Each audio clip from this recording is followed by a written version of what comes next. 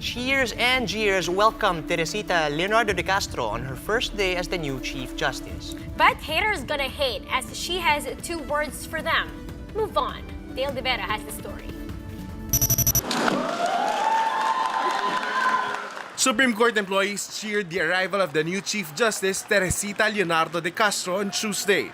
But just outside the gates, militant groups jeered the country's new top magistrate. Our Chief can justice go! Protesters hit de Castro's appointment. They believe she played a big role in the ouster of her predecessor.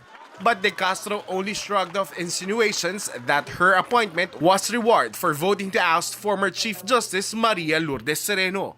She said it's time to turn over a new leaf. I think we should all move on and work together for the good of our judiciary. Let's put the past behind us. The 69-year-old Chief Justice urged everyone to support the SC's projects for judicial reform.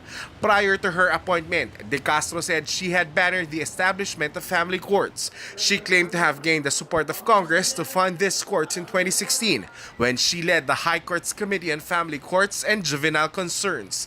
More than that, the newly minted Chief Justice wants to improve relations among her colleagues and speed up resolution of cases. I want the De Castro Court to be remembered as the court which restored collegiality in the Supreme Court. The court which was able to institute several reforms in the judicial processes. And I think we can do that in such a way that the processes in the judiciary becomes more expeditious, less costly, and more accessible to the general public. The new Chief Justice also maintained that there is no threat to judicial independence in the country. De Castro, though, is facing a few bumps down the road. Opposition congressmen had earlier filed impeachment complaints against her and 6 other colleagues for favoring the co-warranto petition against Sereno. But De Castro said that's the least of her priorities. She barely has 2 months in her seat before reaching the mandatory age of retirement on October 8. I have no time to think about it. Because, you know, as you mentioned, I have very few weeks to work here in court, and I do not want it to be distracted by anything else.